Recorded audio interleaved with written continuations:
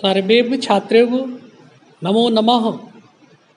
आज हम प्रथम पाठ के श्लोकों का अध्ययन करने के बाद इस पाठ के पाठ्य पुस्तक संबंधी प्रश्नों को करेंगे।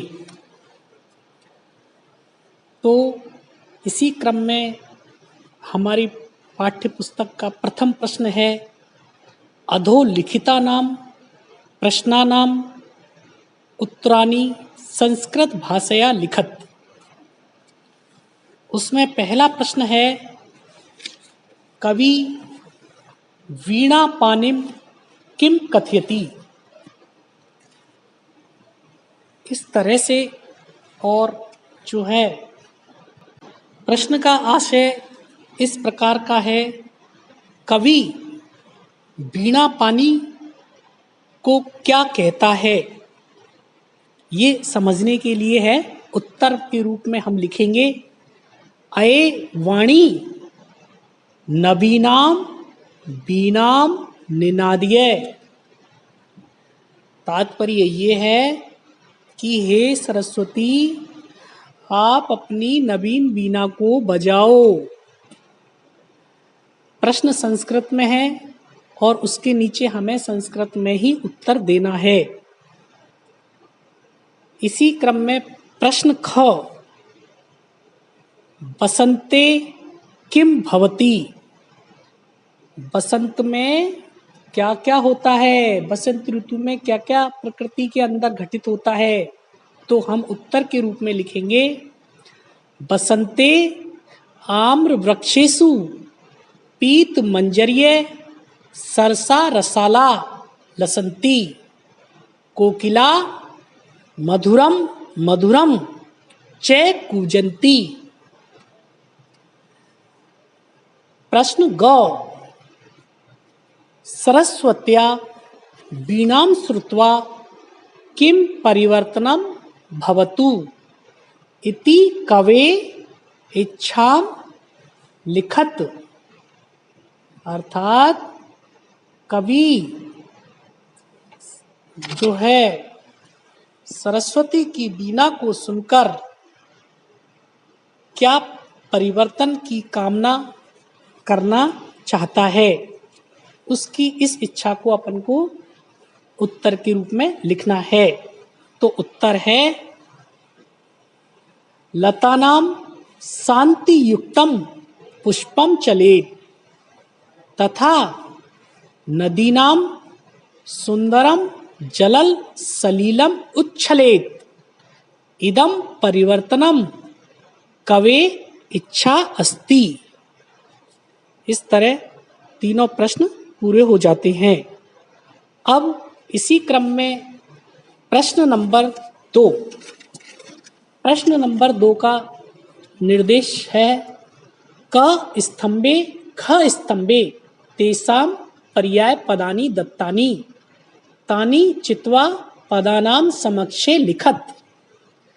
आपको 2 स्तंभ दिए हुए हैं। क स्तंभ में कुछ शब्द लिखे हुए हैं और ख स्तंभ में शब्द लिखे हुए हैं। हमें क स्तंभ के सामने उसका सही पर्यायवाची शब्द जो है लिखना है। तो जब हम उत्तर लिखेंगे तो प्रश्न के दोनों पहले प्रश्न के दोनों स्तंभों को लिखेंगे और उत्तर लिखते समय एक तरफ पद और दूसरी तरफ पर्याय पदानी। तो क सरस्वती, सरस्वती का पर्यायवाची होगा वाणी। तो जो 4 नंबर ख स्तंभ पे आ रहा है उसके सामने हम लिख देंगे, सरस्वती के सामने उसको लिख देंगे। ख आम्रम के सामने लिखेंगे रसालः। पवनः समीर तटे तीरे भ्रमराणाम अलीनाम। इस तरह पदानी शब्दों के सामने उनके पर्यायवाची शब्द लिख देंगे। अब प्रश्न क्रमांक 3 अधोलिखितानां पदानां विलोम पदानि लिखत। नीचे कुछ पद लिखे हुए हैं, उनके विलोम पद लिखने हैं। तो मैंने उत्तर के रूप में लिखा है क कठोरम का विलोम होगा मृदु,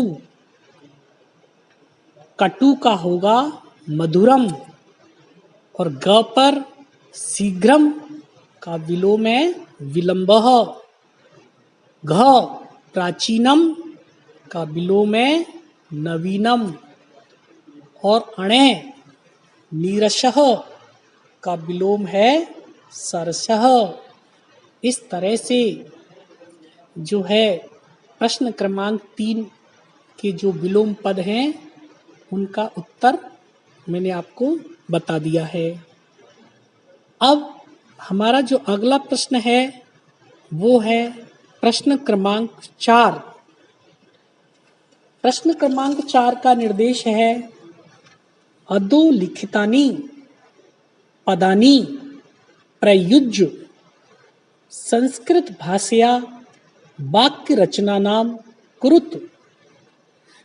अर्थात नीचे कुछ पद दिए हुए हैं, उन पदों का प्रयोग करते हुए वाक्य रचना करनी है।